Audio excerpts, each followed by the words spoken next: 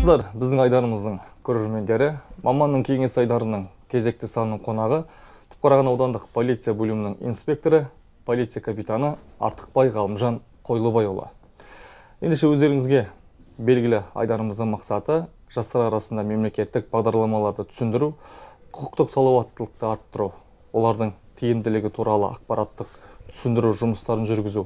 Бүгінгі тақырыпқа арқау болған мәселе жастар арасындағы құқықтық тәрбиенің өзектілігі. Ғалымжан Қойлыбайұлы, біздің айдарымызға қош келдіңіз. Рахмет.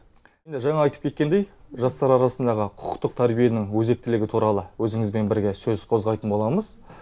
Алғашқы сұрағым, аудан бойынша жастар арасында құқық бұзушылық статистикасы туралы мәлімет бере кетсеңіз.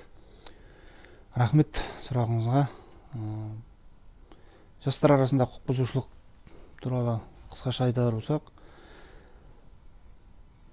енді жастар арасында өткен жылмен салыстырғанда қылмыс дерегі жастар арасы 29 жасқа дейін есептелгендіктен қылмыс дерегі өткен жылғыдан төмен.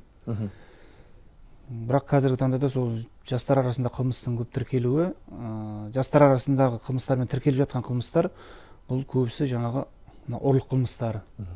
Яғни атап айтқанда жаңағы металл ұрлық, сосын жаңағы қараусыз қалған үйлерге, жаңадан салынып жатқан тұрғын үйлердің жаңағы құрылыс материалдарын ұрлау, осындай деректер жастар арасындағы көбінесе ұрлықтардың тіркеліп жатқан. Және аудан бойынша жастардың құқықтық салауаттылығын арттыруға арналған қандай іс-шаралар атқарылып келеді? Жастардың құқықтық сауаттылығын арттыруға біздер енді мектеп жасынан бастаймыз ғой. Осы мектеп табалдырығын аттағаннан бастап, сол 1-ші класс, 11-ші класстан өткенше бізде мына кәмелетке толмағандар істері жөніндегі учаскелік инспектор бар, сосын мынау криминалдық полиция бөлімшесінің қызметкерлері бар, мысалы.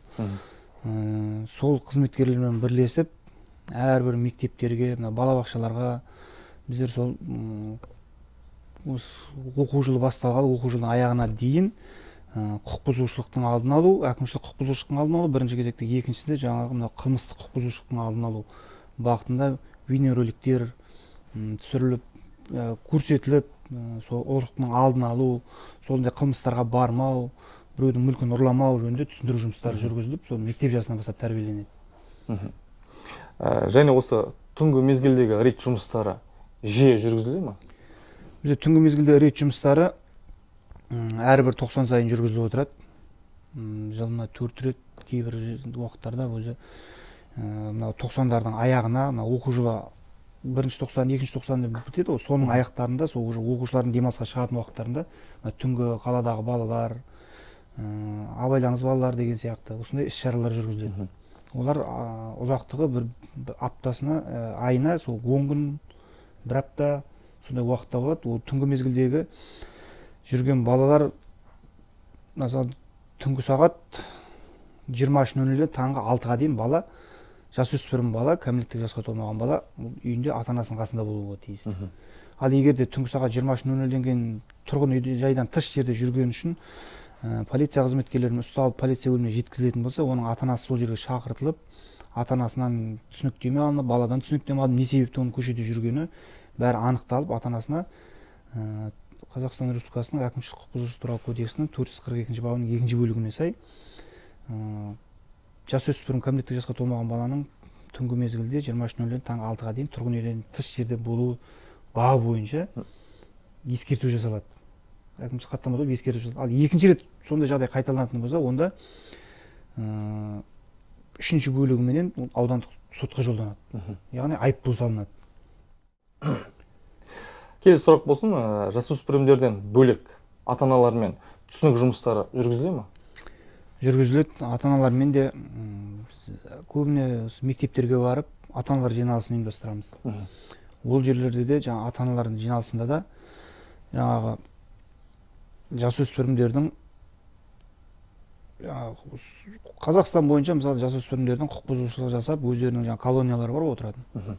16 жастан асқан, 18 жасқа жетпеген балалардың қылмыс жасап, колонияда сотталып, қамауда отырған жасөспірімдердің өмір тағдырлары туралы көрсетіліп, видеороликтер балаларын сондай құқық бұзушылық жасамауға, жаңа түнгі мезгілдерде, беймезгіл уақыттарда көшеге шығармауға, сосын және мына интернет желісінде отырғанда, сосын WhatsApp желілерінде отырғанда солардың бәрін қатаң бақылау алу, сол қылмыстың алдын алу, көп қылмыстардың несі, балдардың құқық бұзушылық жасаулары осы бәрі көбісі жаңа интернеттен келеді. Әлеуметтік желілердегі видеороликтерді көріп, соларды жаңа мектепке барып жасау, ондай әрекеттерді, деректерде болды осы 2 жылдықтың көлемінде.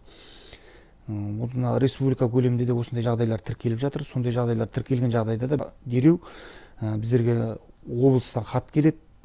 Осындай басқа облыстарда мынандай жағдайлар орын алып жатыр мектептерде.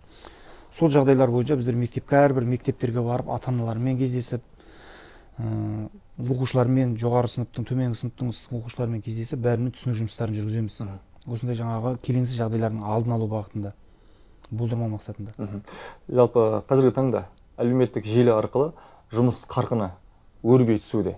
Енді сіздердің әлеуметтік желідегі жұмыс барыстарыңыз қандай? Әлеуметтік желіде жұмыс барысымыз бізде Тұқпар аудандық полиция бөлімінің атынан Instagram, Facebook парақшалары ашылған.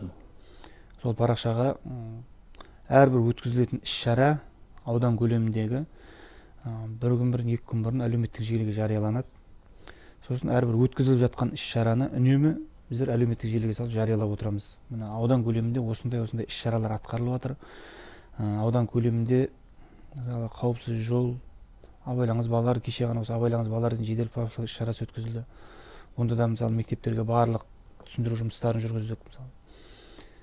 Акиматтарға ұсыныс беріп, жаңағы мектеп алдындағы жолақтарды, пешеход дейміз ғой, мынау сызықтарды, сосын жаңағы жол белгілерін, ана жерде жаңағы абайлаңыз балалар, жаяу жүргінші жолдары деген сияқты белгілердің бәрін өзгертіп, жаңартып, сырлатып, жолдарды жаңағы жол жолақтарын жаңарту бойынша бірқатар жұмыстар атқарылып жатыр. Оның барлығы осы біздің аудандық полиция бөлімінің әлеуметтік желісіне жарияланып отыр. Түгел жарияланады, Түгел жарияланып отыр.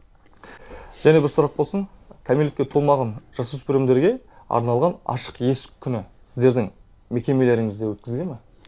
Әрине өткізіледі. Екінші осы оқу жылы басталды, 2-ші тоқсанның ортасында біздерде өзі арнайы сондай бүкіл республика көлемінде ашық есік күні өткізіледі. Сол ашық есік күні өткізілген кезде біздер мектептердегі осы 7-8 сынып оқушыларын полиция бөліміне алып келіп, полиция бөлімінің ішкі жұмысымен таныстырып, сосын жаңағы біздерде де мысалы криминалдық полиция бөлімі, сосын жаңағы криминалистика бөлімі бар, сосын жаңағы ішінде әкімшілік қамау, уақытша ұстау изоляторы бар, сосын кезекші бөлімнің жұмысы қазіргі таңда енді бәрі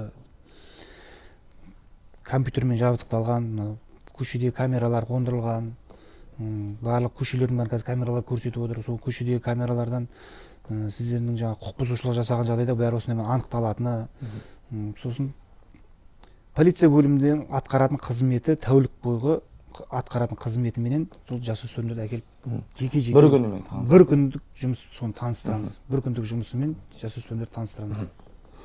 Енді жастармен жүргізілетін алдағы жұмыс жоспарларыңыз қандай? Жастармен жүргізілетін алдағы жоспар, оған жоспар көп. Біздер жастарменен, жасөспірімдерменен осы жылы 2022 жылы жаңа Қазақстан Республикасының президенті балалар жылы деп жариялауына байланысты қазір жасөспірімдерменен көп жұмыстар атқарылып жатыр. Қазіргі таңда мектептердің өзінде де әрбір мектепте кабинеттік жеке жаңағы оқушыларға арналған бөлмелер ашу, жол ережесінің қауіпсіздігін сақтау бойынша сондайлар кабинеттер ашып, сосын жастарменен, жасөспірімдерменен көбіне енді атқарылатын жұмыстар осы құқық бұзушылықпен, әкімшілік құқық бұзушылықпен, қылмыстық құқық бұзушылықтың алдын алу, соны болдырмау, уақытында түсіндіру жұмыстарын жүргізу, сосын түнгі мезгілдерде рейд жұмыстарын жүргізу. Біздер көшеден жүргенде де мысалы жастар бәрін ұстап әкеліп, ішке әкеліп қамап, оны ата-анасын жауапкершілікке тарта беру міндетті емес. Оның біріншісінде жаңа көшеден ұстаған жағдайда оларға түсіндіріп, ескертіп, ата-аналарын шақырттырып, болмаса үйлеріне өздері жеткізіп, түсіндіру жұмыстарын жүргіземіз ата-аналармен.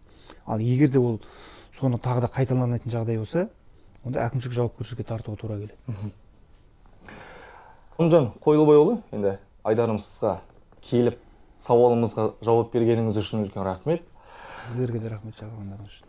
Қымбатты көрермендер, қымбатты желі қолданушылары, осымен маманның кеңес айдары өз мәресіне жетті. Келесі кездескенше қош сау болыңыздар.